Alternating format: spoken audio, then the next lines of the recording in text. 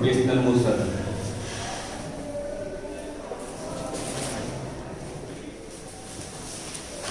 ये इसका है लेक्चर नंबर 2। इससे फिर हम देख चुके हैं क्या होगा आपका angular velocity and angular displacement. ठीक, उससे आगे relation between v and omega ये हम पढ़ चुके हैं। v बराबर r इंटू ओमेगा कह लीजिए। ये v कौन सा होगा आपका परपेंडिकुलर वाला, ये इसका है r इंटू ओमेगा। ये किसके परपेंडिकुलर होगा आपका r के। जैसे एग्जांपल मैं आपको देके बताऊं, फॉर एग्जांपल जैसे मान लो यहाँ पर है कोई आपका ऑब्जर्वर, इस समय आपका कोई जो पार्टिकल है वो 20 स्पीड से आगे जा रहा है।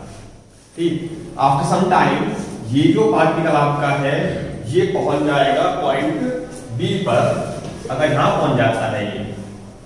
ठीक, तो इस समय आपका ये जो लाइन है ओ ए ये काम करेगा एज ए आर।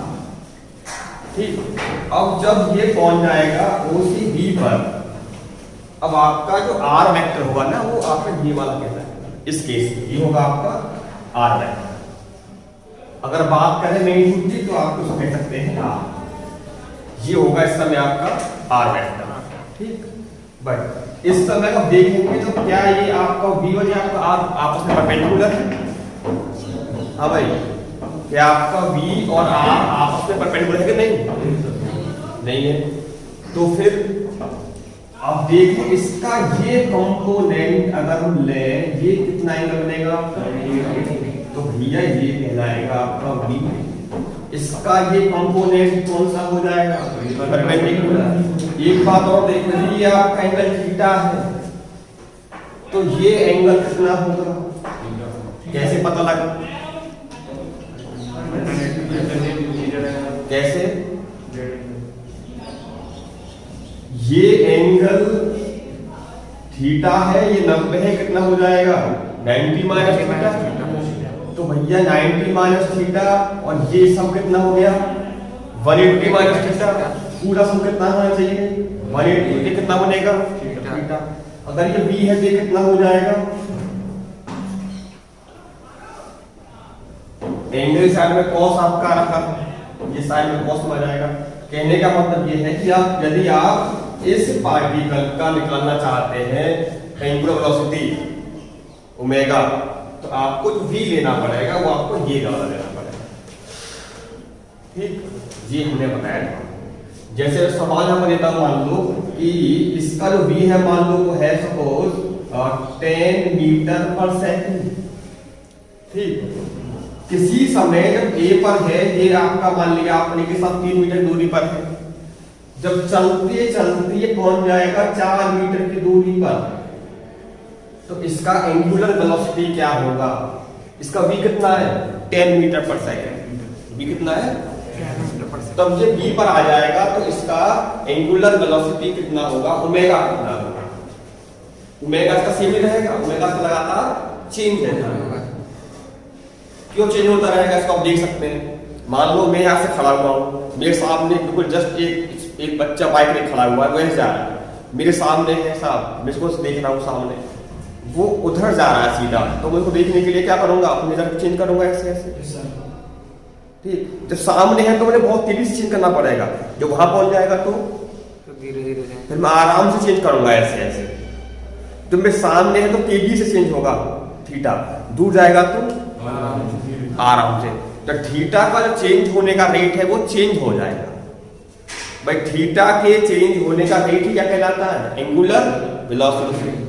तो थीटा का जो चेंज होने का रेट है वो जो फिक्स नहीं है, तो आपको ओमेगा भी फिक्स नहीं रहेगा। तो अब मुझे बताइए आपका ये एंगल कितना होगा, 3 है, ये 4 है, ये कितना हो जाएगा उस समय 5। ये एंगल कितना रहेगा 3, 4, 5 के एंगल में, ट्राइंगल में एंगल कितने कितने होते हैं 37, 53 होता है। 4 के सामने कितना एंगल 53 डिग्री, ये भी कितना हो जाएगा 53 डिग्री। ठीक, ये कितना हो जाएगा, भी कितना रहेगा आपका 10, ये कितना हो जाएगा 10 cos 53 डिग्री। ओमेगा पता करना था आपको, यहां से ओमेगा बराबर v/r। इस समय आपका r कितना हो गया, v कितना है 10, cos 53 की वैल्यू पुट कर देंगे यहां पर आप, क्या मिल जाएगा आपको, ओमेगा। ऐसे करके आप पता कर सकते हैं रिलेशन। यदि आप इसी में एक बात और देखें, जो आपका है v equal to r into omega, ध्यान रहे ये आपका स्केलर फॉर्म में है, वेक्टर फॉर्म में इसको हमने बताया आपको, उसको हम ओमेगा क्रॉस r कर ले, v बराबर v वेक्टर बराबर ओमेगा क्रॉस r। यदि आप इसको करेंगे एक बार differentiate with respect to time, तो dv over dt equal to r, ये क्या हो जाएगा आपका d omega by dv by dt का मतलब कितना, ये क्या हो जाएगा आपका एंगुलर एक्सीलरेशन अल्फा। तो v equal sorry a equal to r into alpha, relation between v and omega, v equal to r into omega. लेकिन इसमें v कौन सा है पता चल गया आपको, वो v वाला v लेना है जो रेडियस वेक्टर जो आपका है उसके साथ परपेंडिकुलर होगा। जो आपका v नॉर्मल टू r है वो आपको लेना है, ठीक। तो आपने लगा लिया, इसमें आपका अल्फा और a में रिलेशन क्या होगा, a equal to r into alpha.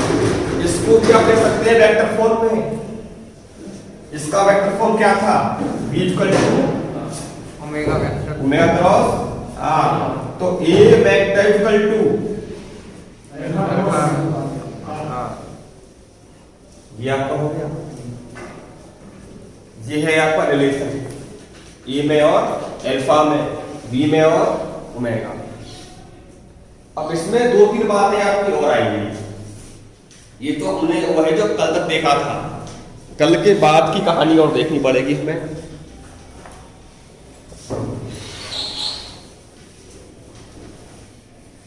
यहां से एक बात और सीखने वाली है कि v बेशक सेम है, इसका मतलब ये नहीं है कि आपको ओमेगा भी सेम रहेगा।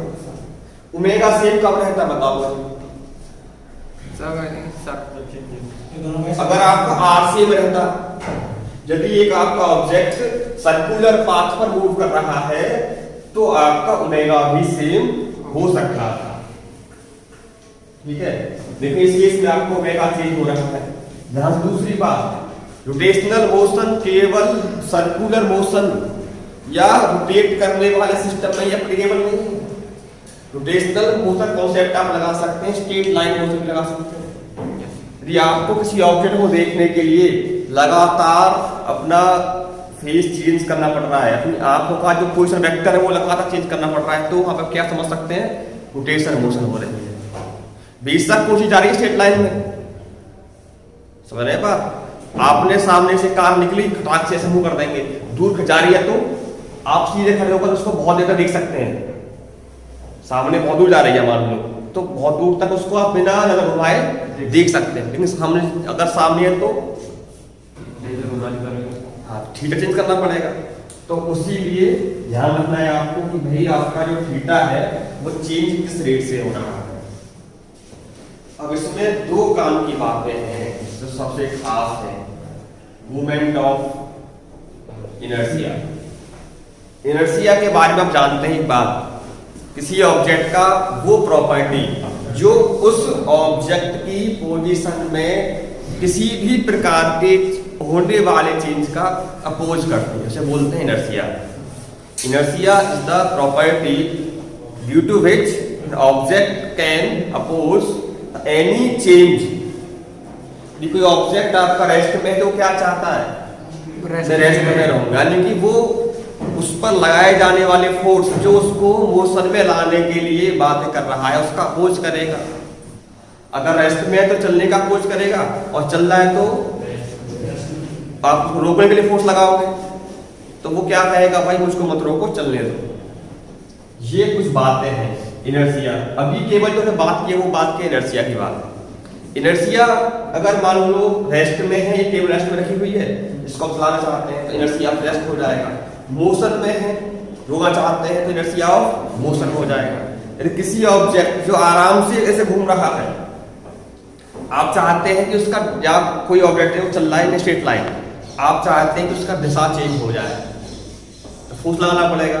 वो ऑब्जेक्ट उस चीज की डायरेक्शन में होने वाले चेंज का भी अपोज करेगा, तो उसका नाम क्या देंगे आप? इनर्शिया ऑफ डायरेक्शन दे सकते हैं। अगर कोई चीज चल रही है तो आप केवल इनर्शिया वर्ड का इस्तेमाल कर सकते हैं ऐसे टाइम में। यदि वो रोटेट कर रही है तो वहां पे लगाना पड़ेगा आपको inertia of moment of inertia. सब बच्चों का क्वेश्चन लगा दो बोर्ड में। Moment of inertia gravitational motion का सबसे खास का टॉपिक यही है।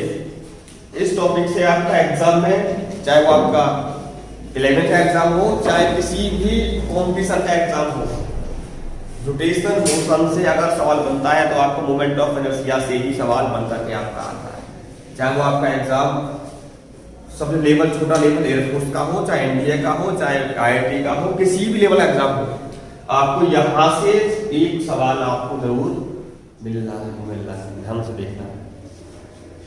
तो मोमेंट ऑफ इनर्शिया ये किसी ऑब्जेक्ट की वो प्रॉपर्टी है जिसकी वजह से वो अपने रोटेशन को मेंटेन रख पाता है। आप चाहते हैं उसमें अपोज हो जाए तो मतलब आप उसकी जो रोटेशन को चेंज करना चाहते हैं, वो सब क्या करता है? वो अपोज करता है। तो कौन सी ऑब्जेक्ट क्या चीज कितना अपोज करेगी, उसका क्या होगा मोमेंट ऑफ इनर्शिया, वो हमको देखना। ये थोड़ा एक्सपेरिमेंटल बेस्ड घटना है। यदि मैं आपसे कहूं एक चीज कि मेरे पास एक ऑब्जेक्ट है जिसका रेडियस r है और इसका मास m है, ठीक, एक मेरे पास एक और चीज है जिसका रेडियस है बड़ा वाला r, मतलब इसका रेडियस इससे ज्यादा है लेकिन मास कैसा है? सेम। दोनों का सेम मास है, दोनों बिल्कुल एक ही लाइन में खड़े हैं, दोनों की रेस करवानी है सबको। दोनों का क्या अंतर है? मास सेम है, बस छोटे बड़े हैं, ठीक है। दोनों को सेम ताकत से आगे को पुश किया गया है। कौन दूर तक जाएगा? बड़ा वाला। तुम देख रहे हो दोनों का मास तो सेम है, दोनों का मास सेम है लेकिन दोनों ताकत भी सेम लगाई गई है। अगर हम लीनियर मोशन की बात करें, F बराबर ma, बराबर फोर्स लगाया गया है, बराबर मास है, तो दोनों का एक्सेलरेशन सेम होना चाहिए। बट प्रैक्टिकल क्या कहता है? सब बड़ा वाला ज्यादा जाएगा। इसमें एक काम करते हैं, इनके रास्ते में छोटा सा ही ब्रेकर लगा देते हैं। इस ब्रेकर को कौन सा वाला ऑब्जेक्ट पार कर सकता है? बड़ा वाला। मतलब बड़े ऑब्जेक्ट के पास एक ऐसी प्रॉपर्टी है जो इसके रोटेशन को मेंटेन रखने के लिए जरूरी है। सही है ना? यहाँ पे क्या सीख रहे हो? रुकावट क्या करता है? इसलिए रुक सकता है तो इसको ये ओवरकम कर सकता है। तो किसके पास अपनी मोशन को मेंटेन रखने की टेंडेंसी ज्यादा है? तो आप कहेंगे इसका इनर्शिया ज्यादा होगा, ये ना। चलो एक काम और करते हैं, इस बार मास को अलग अलग कर देते हैं। दोनों का रेडियस सेम है बट इसका मास छोटा है, इसका मास बड़ा वाला है। रेडियस सेम कर दी, मास को अलग कर दिया। एक जो टायर है प्लास्टिक का है, एक लोहे का है, सही है जी। अब दोनों को बराबर ताकत से पुश किया गया है। कौन सा वाला इसको कम कर जाएगा? हाँ जी। इस बार हमारा मास कैसा है? ये मास जो है बड़ा है, ये मास छोटा है, छोटा है। इसे कौन ओवरकम कर जाएगा? ब्रेकर को। भारी मास की छोटा मास? छोटा, भारी वाला कर जाएगा। यानी कि रोटेशन को मेंटेन रखने का टेंडेंसी है वो दो बातों पर डिपेंड कर रहा है, मास और रेडियस। मतलब वो मास कहाँ किस तरीके से डिस्ट्रीब्यूटेड किया गया है, वो मास सेंटर ऑफ मास के पास है या उसके साथ दूर दूर है, ठीक है ना। तो यही वजह है, इस पर ही आपके टायर्स बनते हैं। आपने कभी गौर किया है एक बात कि जो साइकिल का या बाइक का टायर होता है, ये गोल टायर होता है एकदम, यहाँ इसका एक्सल लगा हुआ है, बीच में तान लगाए जाते हैं स्पोक्स। अगर ऐसा हो कि हम बीच में पूरा ठोस कर दें तो एलॉय व्हील लगाते हैं बुकी के से नहीं, क्या वजह होगी? सोच वाली बात है भाई। चलो बुग्गी हुआ, पूरा ठोस होता है बीच में, ट्रैक्टर के टायर हुए, वहां तो मजबूरी बन जाती है, वो ट्रैक्टर में लोड बहुत ज्यादा होता है, वो टान टूट जाएंगे, एलॉय व्हील्स काम वहां पे नहीं। लेकिन एक बात और करो, जो ट्रैक्टर का टायर होता है पीछे वाला हो, तो उसकी तुलना में जो उसका रिम का मास है वो बहुत ही कम होता है कंपेयर टू टायर। और बाइक की बात करें तो जो तान है उनका मास, जो टायर रिम है और जो टायर काम कर रहा है उसके तुलना में कैसा होता है? तो हम जो टायर बनाए जाते हैं वो डिपेंड किस बात पर करते हैं कि मास, जो पूरा मास है वो बाउंड्री पे रहे, ठीक है ना, बीच में मास आपका बहुत ही कम रहे, या जो बीच में तो कनेक्टिंग वायर्स है बहुत ही हल्के हों, इसलिए लाइट वेटेड एलॉय व्हील का इस्तेमाल करते हैं। क्यों करते हैं? ताकि उसका मोमेंट ऑफ इनर्शिया बढ़ जाए, ताकि वो दूर तक जा सके, चल सके, उसका मोशन को मेंटेन रखने का प्रॉपर्टी ज्यादा हो। ये सारी बातें हमको ध्यान में रखनी पड़ती है। तो अब मोमेंट ऑफ इनर्शिया को डिफाइन कैसे करते हैं? यहां से एक बात देखी गई है, यदि आपका मास ज्यादा है तो ज्यादा इनर्शिया होगा, रेडियस है, रेडियस के साथ भी आप एक बात देख सकते हैं, प्रैक्टिकल नहीं दिखा सकते हैं यहाँ पे करके, तो पढ़ना पड़ेगा। यदि एक ये आपका रोटेशन एक्सिस है, ठीक, यहाँ पर एक आपका ऑब्जेक्ट है जिसका पॉइंट मास m है और इसका यहां से जो डिस्टेंस है वो r है, ये इसके ओर पास घूम रहा है आराम से, ऐसे ऐसे गोल गोल, ठीक। तो इसका जो मोमेंट ऑफ इनर्शिया होगा, मोमेंट ऑफ इनर्शिया का सिंबल है I, ये डिफाइन होता है mr²। मोमेंट ऑफ इनर्शिया का क्या होगा, इसका यूनिट का देखिए क्या होगा फिर, kilogram metre square, kilogram metre square. दूसरी बात, इसका डायमेंशनल फॉर्मूला क्या होगा, ml/2, मास का m, डिस्टेंस का m, ये आपका होगा, ठीक।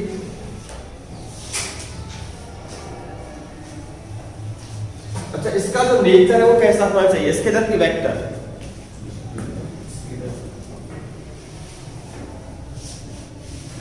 हाँ जी, nature of moment of inertia कैसा होना चाहिए? वेक्टर होना चाहिए। किस बेस पे कह रहे हो बता? वो ऐसे भी घूम सकता है, ऐसे भी नहीं, घूमना तो इसमें वेक्टर क्वांटिटी की बात करें तो इधर वेक्टर आना चाहिए। मास तो आपका ऐसा क्वांटिटी होता है स्केलर, अब r कोई सा वेक्टर का काम कर सकता है। यदि आपके ऑप्शन में स्केलर आप लगा देंगे स्केलर पर, लेकिन कई पुस्तकों में इसको बताया गया है कि टेंसर क्वांटिटी, इट इज ना ही स्केलर है ना ही वेक्टर है, moment of inertia is a tensor quantity. अब टेंसर कौन सी होती है, नया मोबाइल आ गया है, moment of inertia and electric current, दो ही पढ़े आपने अभी ऐसे, both are tensor quantities, note कर लीजिए आप मैंने, moment of inertia and electric current both are tensor quantities. तो ये आपका हुआ है moment of inertia mr²। Distance बढ़ जाएगी तो मोमेंट ऑफ इनर्शिया बढ़ जाएगा। ये केवल जो फॉर्मूला है वो केवल और केवल पॉइंट मास के लिए वैलिड है। यदि मैं यहां पर इसका मास m1 मास, इसका मास m2, इसका मास m3, इसका mass m4 up to so on it is rn mn, ये सारे के सारे पॉइंट मास हैं। तो बताइए मोमेंट ऑफ इनर्शिया क्या होगा इसका? तो घबराने वाली बात नहीं है, सबका निकालो अलग अलग, सबको ऐड कर दो। सबको ऐड कैसे करेंगे, देखो आप निकालोगे पहले I1, इसका मोमेंट ऑफ इनर्शिया क्या होगा m1 r1, इसका क्या होगा m2 r2, इसका m समझ आ जाएगा, सबको जोड़ देंगे हम, तो जोड़ेंगे सबको तो I बराबर m1 r1 square m2 r2 square mn rn square. तो यदि मैं बात करूं यहाँ से I का मतलब ये नहीं हो सकता सिग्मा m r स्क्वायर, यहाँ पे आप लगा लीजिए I 1 2 I क्या बता रहा है, एक वेरिएबल यूज कर लिया गया है जो इसको पूरे को बता रहा है। I की वैल्यू पहले 1 होगी m1 r1 square sigma plus m2 r2 square m3 r3 square m4 r4 square. यदि इसमें आपके इनफाइनाइट नंबर ऑफ पार्टिकल्स हो तो वो बन जाएगा आपका फिर इंटीग्रेशन। ये फॉर्मूला डिस्क्रीट मासेस के लिए वैलिड है। जब आपका होल मास पॉइंट फॉर्म में हो m1 m2 m3 m4 m5 ऐसे करके, अगर कंटिन्यूअस कोई बॉडी है जैसे रिंग है, मान लो कोई स्फीयर है, डिस्क है, ये रॉड है, ये डस्टर है मान लो, अब इसका मोमेंट ऑफ इनर्शिया पता करना है। ये मेरे रोटेशन एक्सिस हो गया, बताओ m1 m2 कैसे लोगे? इसमें डस्टर में कितने पार्टिकल यूज कर सकते हो आप? कैसे होंगे? इनफाइनाइट। अब m1 r1 m2 r2 m3 r3 up to infinite, तो कैसे होगा फॉर्मूला? वो कैसे लगाना पड़ेगा? अब इसका हम देखेंगे इंटीग्रेशन। जब आपका कोई मास पॉइंट शेप में ना हो करके कैसे हो, कंटिन्यूअस मास का उसमें डिस्ट्रीब्यूशन हो रहा हो, तो कैसे काम करेंगे? तो क्योंकि मेरे पास जो फॉर्मूला है वो कौन सा फॉर्मूला है? पॉइंट मास वाला फॉर्मूला मेरे पास आ चुका है। चलो एक काम करो, ये रोटेशन एक्सिस मान लीजिए कोई आप, ये आपका है रोटेशन एक्सिस। सपोज ये मेरे पास कोई एक ऑब्जेक्ट है, इस बार ये पॉइंट ऑब्जेक्ट नहीं है, इसमें आप एक काम करें, छोटा सा एक एलिमेंट्री मास करके चल रहे। सर आपने सर सिग्मा n लगाया तो n तक की वैल्यू निकालेंगे, ठीक है? तो अगर 10 होता तो सिग्मा 10 तक की वैल्यू, हाँ बिल्कुल 10 होते ना, तो m1 r1 square m2 r2 square m3 r3 square to m10 r10 का स्क्वायर। जितने दो होते दो का लगा देते, जितने मास हो गए सबका हमें हम लगा देते। इस समय इसको देखो, इसमें आपका जो कंटिन्यूअस मास तो मतलब मास दे रखा है, पॉइंट से में मास नहीं है, इसमें ऐसे ऐसे कितने मास हो सकते हैं? m1 m2 वाले कैसे काम चलेगा जी? इसका मास में क्या मान लूं? dm is infinite small mass, छोटा मास है। इसका डिस्टेंस यहां सपोज r है, क्या डिस्टेंस छोटी होगी या बड़ी होगी डिस्टेंस से? क्या डिस्टेंस जो r लिया गया है इनफाइनाइट स्मॉल डिस्टेंस है या बड़ी डिस्टेंस है? बड़ी डिस्टेंस है। तो इस छोटे से मास का जो चीरा सा मास है, अच्छा सा छोटा सा, हाँ चीरा सा, इसका कितना होगा मोमेंट ऑफ इनर्शिया? बड़े का तो I है, छोटे का कितना मान ले हम? di मान ले। तो di is mass into distance square, क्योंकि मेरे पास पॉइंट मास अगर है मोमेंट ऑफ इनर्शिया कैसे निकलेगा? m r square. m कितना है? गैप कितना है? r square. ये किसका मोमेंट ऑफ इनर्शिया है? बच्चा से पार्टिकल का। पूरे कितना होगा? फॉर कंप्लीट क्या करेंगे इसका हम? इंटीग्रेट बोथ साइड में। तो di will be equal to r square, solve कर लेंगे इसको। di लिख के ही पढ़े आप, di का मोमेंट ऑफ इनर्शिया कितना हो जाएगा? I। इसका क्या हो जाएगा इंटीग्रेशन? लेकिन ये I आप लिखेंगे तो गड़बड़ हो जाएगी, गड़बड़ की हो जाएगी। ये आपने क्या लिखा है सब पूरा ध्यान लगाया, जो बात आप छोड़ देते हो ना वो वही काम की होती है।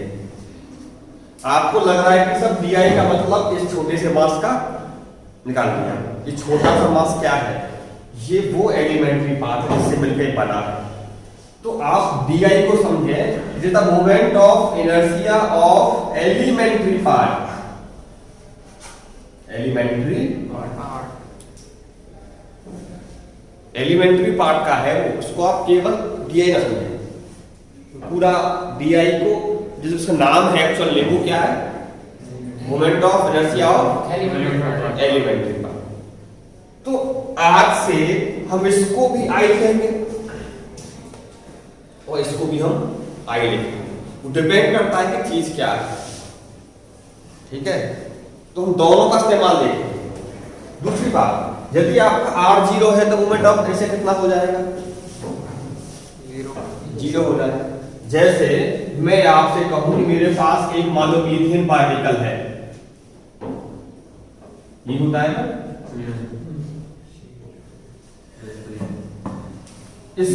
ये थोड़ा सा पेट सा होता है, समझने का कहा जा रहा है, इसका मतलब समझने वाला आपको कैसे है, ये ट्राइपॉड जैसा ही है, नीचे से 3 हाइड्रोजन हो गए ऐसे ऐसे, एक आपका ऊपर है। अगर ये मैं मान लूं मेरा रोटेशन एक्सिस है साहब, घुमाया जा रहा है इसको ऐसे गोल गोल गोल गोल, मोमेंट ऑफ इनर्शिया क्या होगा।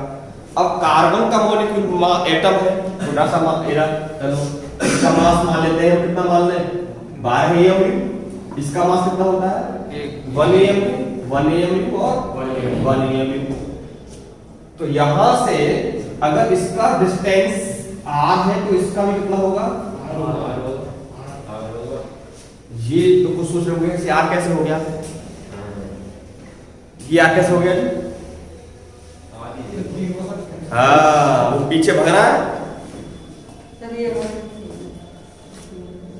माधव, सौरभ, अवधेश, दीपांशु, प्रिंस, सानू, अमित, कुछ हाईलाइट होंगे इनमें से ना, ये पिछले क्लास में ना वहाँ लिख देंगे जोड़ देंगे। अच्छा प्रेजेंट लगा दे भाई इसमें इन नाम को देख करके। तो ये सब आ है। अच्छा इस हाईवे का क्या डिस्टेंस होगा, इस वाले एच एटम का रोटेशन एक्सिस से डिस्टेंस क्या रहेगा, क्यों रहेगा साहब, भूल गए, इसे मिटा देना से।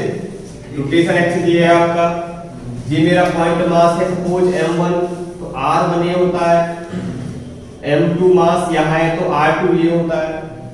क्या ये परपेंडिकुलर डिस्टेंस नहीं है, इस r का मतलब क्या है, उस पॉइंट मास को मिलाना पड़ रहा है हमको से रोटेशन एक्सिस से, जो बीच का शॉर्टेस्ट डिस्टेंस है वही तो आपका r है। बताइए इस वाले H एटम का डिस्टेंस कितना है, 0 है। इसका मोमेंट ऑफ इनर्शिया क्या होगा, 0। नेट कितना होगा इसका, I1 plus I2 plus I3 plus I4, 4 क्यों,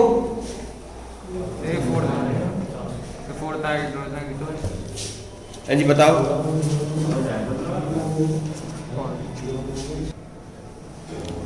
हाँ भाई ये 4 कैसे कैसे है, इसका मैंने मान लिया I1, इसका I2, इसका I3, इसका I4। तो I1 कितना हो जाएगा, M तो है लेकिन 0 नहीं है, मास इसका है लेकिन इस गैप नहीं है। अच्छा I2 कितना होगा, M, देखो ये सबके सब क्या है H मॉलिक्यूल्स है, तो सबका मास कितना कितना मान लें उसमें के लिए, M मान लीजिए। चलो इसमें एक और चीज होगी I5, कार्बन का भी तो होगा, ठीक है ना। अच्छा इसका M मास लेकिन गैप कितना है R, I3 भी कितना होगा सेम, I4 क्या रहेगा, अच्छा I5 0, डिस्टेंस नहीं है, तो कुल मिला के इसका कितना जाएगा आपका, ये मास पुट कर सकते हो आप 1 AMU और गैप पता नहीं कितना होगा इस केस में, आप मान सकते हैं समझने के लिए। यहां से आप एक नोट लिख सकते हैं, जो जो पार्टिकल्स पॉइंट मासेस वाले पार्टिकल्स, हम नहीं सब नहीं, जो जो पॉइंट मास वाले पार्टिकल्स रोटेशनल एक्सिस पर एग्जिस्ट कर रहे हैं, लाई कर रहे हैं, उनका मोमेंट ऑफ इनर्शिया 0। क्यों 0 हो जाएगा, क्योंकि इसका distance from the rotational axis will be 0। ठीक, यहां मुझे पढ़ने पड़ गया 5 को लिए जितने पॉइंट मासेस है, अगर अच्छे हो तो 6 ले लेते हैं, जितने मास होते हैं उतना उतना कर देते हैं। तो ये तो बात हुई आपकी सिग्मा एम वाले कॉन्सेप्ट से, सिग्मा एम आर स्क्वायर। अगर यदि हम बात करें कुछ और पार्टिकल्स के बारे में, जैसे moment of inertia of rod है जिसकी लेंथ L है, rod of mass M and length L। दूसरी बात, क्या moment of inertia rotation axis change करने पर चेंज हो जाएगा, सेम रहेगा? चेंज हो जाएगा। मोमेंट ऑफ इनर्शिया यदि मेरे पास मान लो ये एक मास m1 है, ये मास m2 है, ये मास मेरे पास m3 है, ये मेरा रोटेशन एक्सिस है पहले, तो इसके अबाउट निकालेंगे, it is get r1 r2 r3। कितना है moment of inertia? m1 r1 square plus m2 r2 square m3 r3 square, ये आएगा। यदि मैं मोमेंट ऑफ इनर्शिया इसके अबाउट निकालूं तो ये 0 हो जाएगा, ये गैप भी कम हो गया। तो मोमेंट ऑफ इनर्शिया चेंज हो जाएगा यदि मैं रोटेशन एक्सिस को चेंज कर दूं तो मोमेंट ऑफ इनर्शिया जब हम फाइंड आउट करेंगे तो सबसे बड़ा काम ये होगा कि रोटेशन एक्सिस कौन सा है साहब।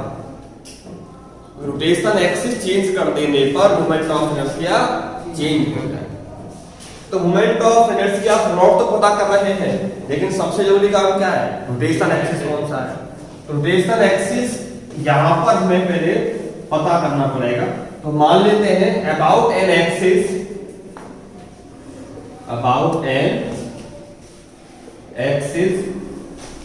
which is passing through one end, जो इस जो रॉड है उसके एक एंड से पास कर रहे हैं। तो इसका डायग्राम कुछ कैसा बनेगा? ये आपका हो गया रॉड, लंबाई कितनी रॉड की?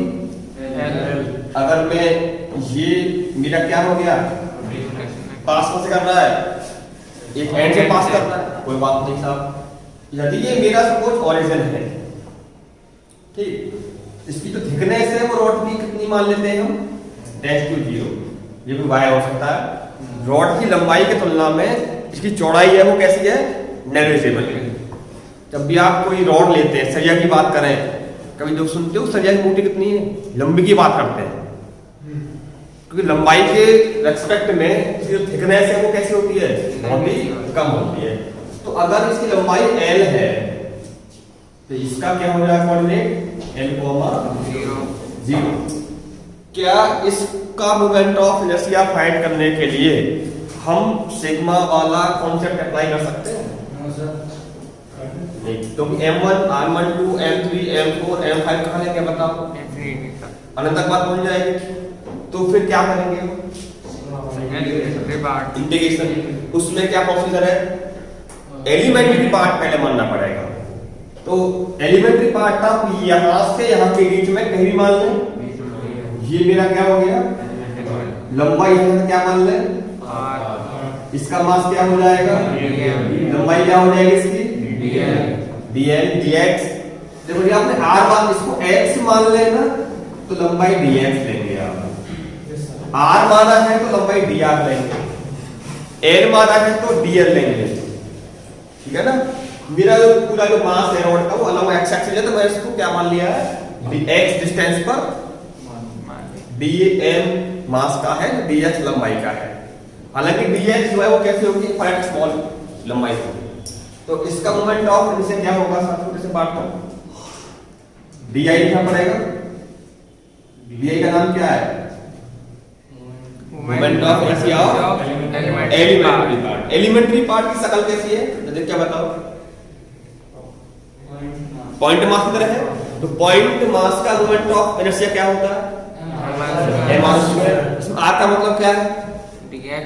एक्सिस से डिस्टेंस पॉइंट मास की, ये तो होता है। तो इसका क्या होगा?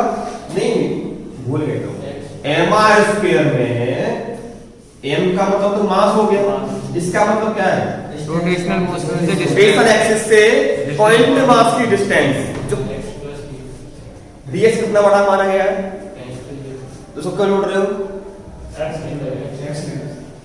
टेंस टू 0 है ना वो, अगर जोड़ भी दोगे तो कोई फर्क उस पे नहीं पड़ेगा। चलो, तो moment of inertia of this point mass will be, बोलो, dm into m, ये तो होगा, कुछ और होगा? अच्छा, मास क्या होगा इसका और का? इसका dm का वैल्यू कितनी होगी?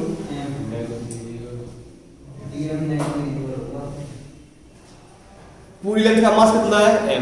l लेंथ का मास, देखो गरीब सा लगाओ साहब, l लेंथ का मास m, एक लेंथ का मास, इसका नाम क्या हो जाएगा? मास पर यूनिट लेंथ।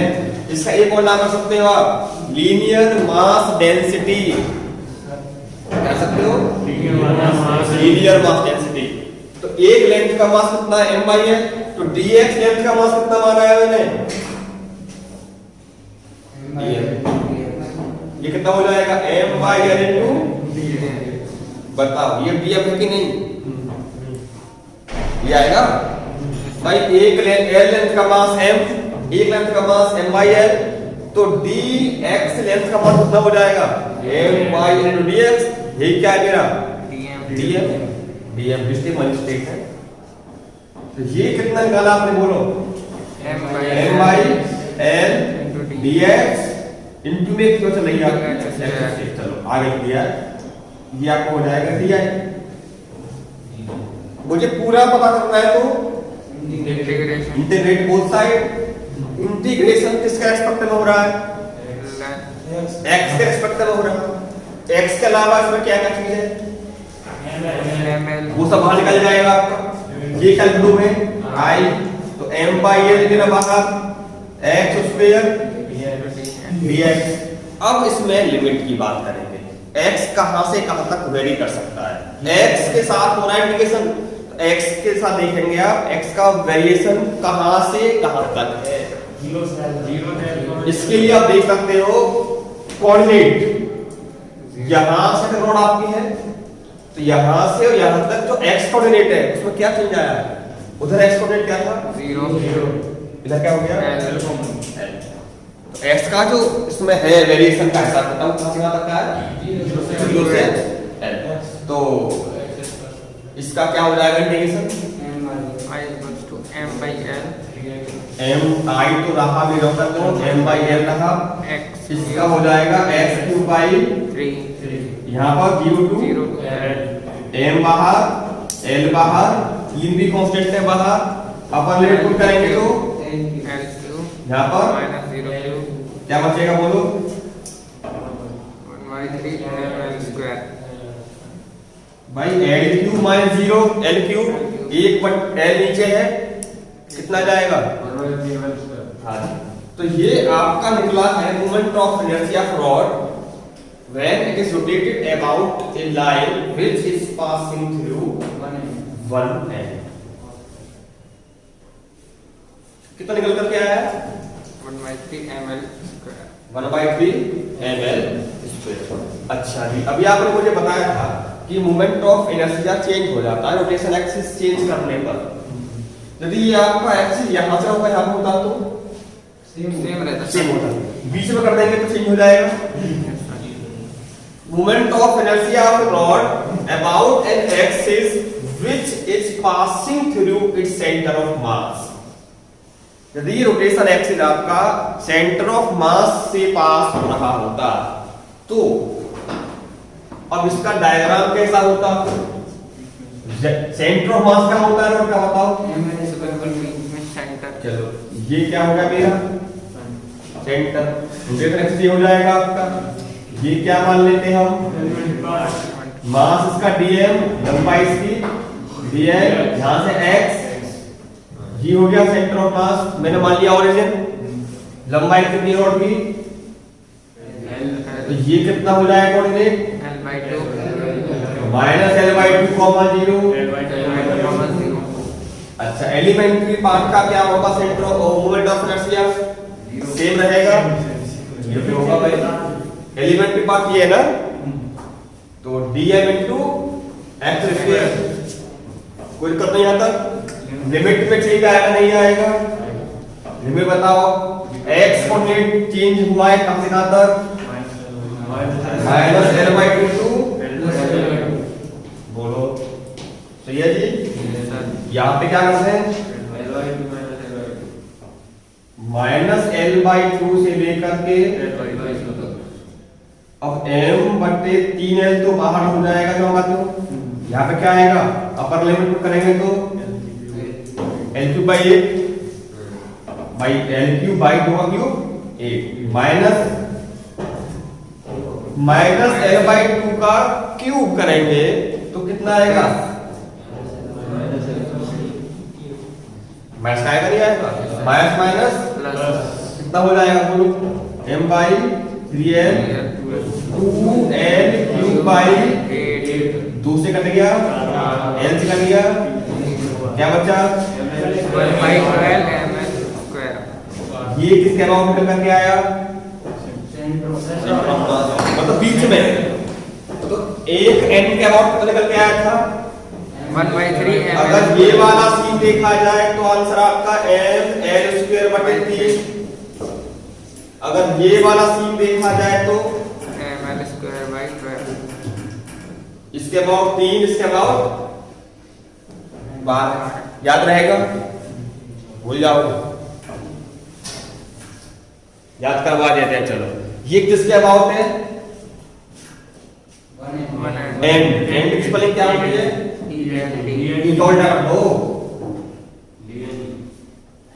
एंड का उल्टा मतलब ये इसके बदल दो।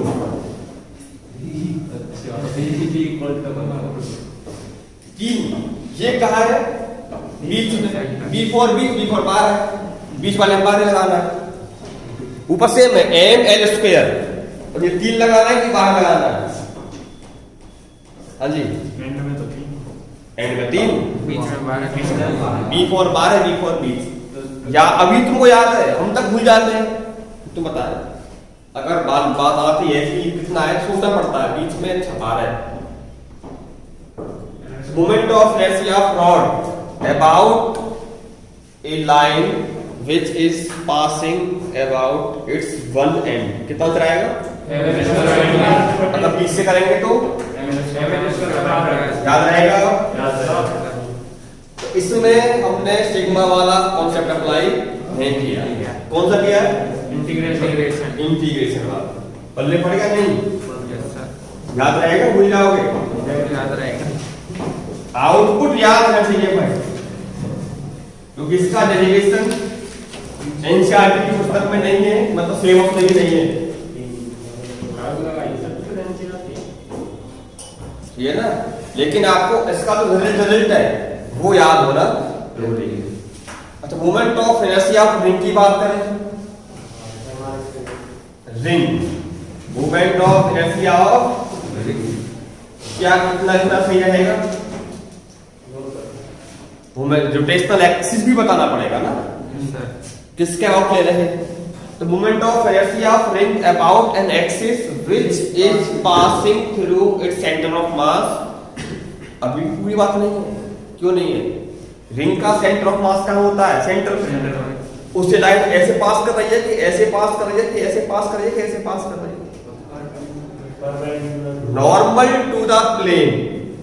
Moment of inertia of a ring about an axis which is passing through the center of mass and normal to its plane of the ring। Ring के प्लेन के perpendicular. बात समझ आ गई? ये कहां जा रही है एक्सिस? जिसके परपेंडिकुलर?